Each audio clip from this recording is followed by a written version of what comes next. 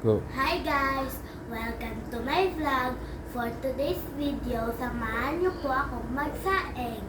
So, nandito na pala ang aking kagamitan sa aking pagsasaing. Siyempre, kailangan natin ng kaldero at bigas. Ganito po ang pagtakal ng bigas.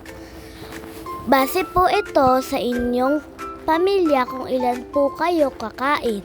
Akin po ay 3 gatang lamang para po sa aking pamilya. Isasaing ko po ito para makain po namin. Sunod naman po ay hugasan natin ang bigas.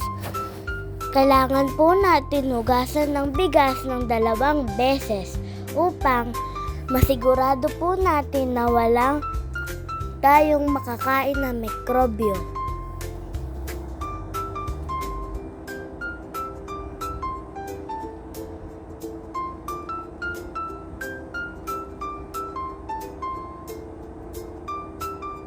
Sunod naman po ay maglalagay na tayo ng tubig sa bigas.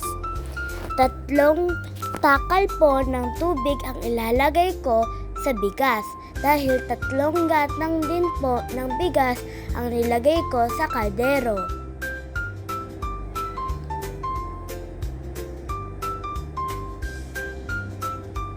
Sunod naman po ay magpapatulong po ako sa aking tatay sa pagbukas ng kalan.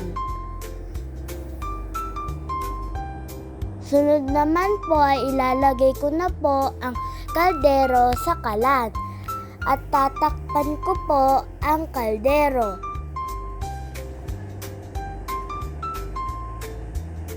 Sunod naman po ay kumukulo na po itong kanin at malapit na po itong maluto. Paalam po, yun lang po. Bye-bye!